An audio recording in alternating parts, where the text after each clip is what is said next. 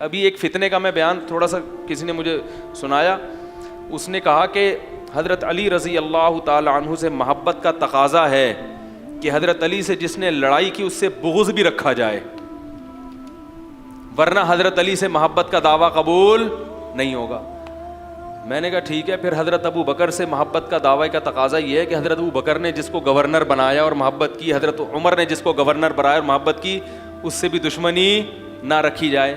حضرت معاویہ کو حضرت ابو بکر نے بھی گورنر بنایا، حضرت عمر نے بھی، اور بہت اعتماد کیا ان کے اوپر.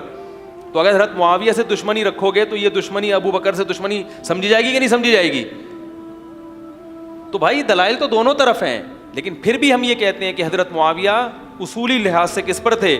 غلطی. مگر یہ غلطی اجتہادی تھی، حکومت کی لالچ میں وہ اس غلط کو صحیح سمجھ رہے تھے. انسان پر دلائل بعض دفعہ کیا ہو جاتے ہیں؟ مشتبہ. لیکن بہرحال یہ ٹاپک ایسا ہے، اس کو جتنا چھیڑو گے تو یہ چھڑتا چلا جائے گا، پھر ایک کلپ آئے گا، پھر اس کا جواب. تو یہ تو میں نے صرف ایک سمجھانے کے لیے کہ ایک بیان سنتے ہیں. میں یزید کو رحمت اللہ علیہ نہیں کہتا، یزید کے دور میں حضرت حسین کا قتل ہوا ہے تو ہم حضرت حسین کے ساتھ ہیں، ہم یزید کے ساتھ نہیں ہیں. لیکن لوگ کہتے ہیں نا نا نا نا، اس نے یہ کیوں کہہ دیا کہ یزید قتل میں براہ راست شریک نہیں تھا، یہ کیوں کہہ دیا؟ تو اس کا مطلب پھر آپ پرچہ لکھ کے دیا کرو مجھے، بیان جو لکھ کے دو گے پھر میں وہی کہوں گا. تو بھائی ہماری بھی اپنی تحقیق ہے، اپنی ایک رائے ہے، اور یہ تاریخی چیز ہے. تاریخی چیز میں اگر کسی کی رائے یہ ہو دوسرے کی رائے ہو تو اس میں کیا حرج ہے؟ اگر کسی کی رائے یہ کہ نہیں اس نے براہ راست قتل میں شریک تھا تو اس کی رائے ہوگی. تو دیکھ کے چاول کی طرح دو چار کلپ چیک کیے اور کیا جڑ دیا فتویٰ، یہ بھی غلط، وہ بھی غلط، فلاں غلط.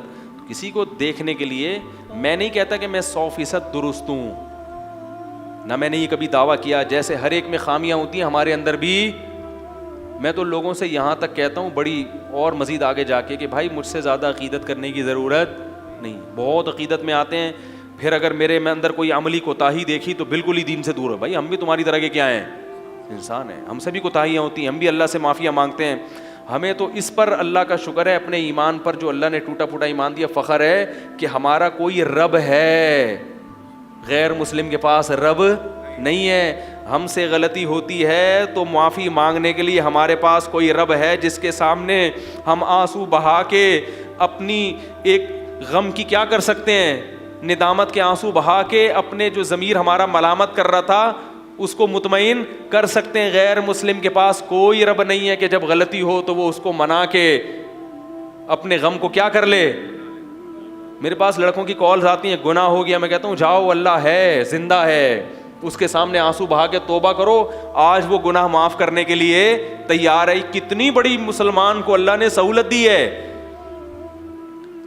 غیر مسلم کے پاس کوئی رب، بولو بھائی، نہیں ہے جس کے سامنے وہ رو کے کہے کہ میرے اس جرم کو معاف کر دو. آپ صلی اللہ علیہ وسلم نے فرمایا مسلمان سے جب غلطی ہوتی ہے وہ اللہ کے پاس آتا ہے، ہاتھ اٹھا کے کہتا ہے اللہ مجھ سے یہ جرم ہو گیا، معاف کر دے، آئندہ نہیں کروں گا، عزم بھی کرے. توبہ میں یہ کہ آئندہ نہ کرنے کا عزم بھی کرے.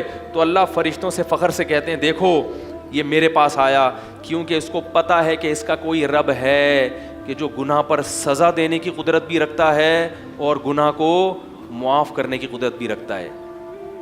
یہ چاہتا تو نہ بھی آتا، کوئی میں گن پوائنٹ سے لے کے تھوڑی آ رہا ہوں اور نہ عذاب دے رہا ہوں. ابھی کتنے گناہ گار ہیں، ساری زندگی گناہ کرتے ہیں مگر کوئی عذاب نہیں آتا. گناہ پہ فوراً تھوڑی عذاب آتا ہے، یا تو فوراً عذاب آئے نا پھر تو ڈرے. کوئی عذاب نہیں آیا، بالکل فٹ فاٹ، لیکن پھر بھی کس کے پاس آ رہا ہے؟ میرے پاس. یہ اس کی علامت ہے، اس کا یہ یقین ہے کہ کوئی رب ہے. میں نے جرم تو کر لیا مگر وہ اس پہ سزا بھی دے سکتا ہے اور وہی سزا کو ٹال بھی سکتا ہے. ورنہ جاتا کسی قبر کے پاس، کسی بزرگ کے پاس، کسی مولوی صاحب کے پاس، ڈائریکٹ کس کے پاس آیا؟ عیسائیوں سے جب جرم ہوتا ہے تو کس کے پاس جاتے ہیں؟ پادری کے پاس. مسلمان سے جرم ہوتا ہے کس کے پاس آتا ہے؟ اللہ کے پاس.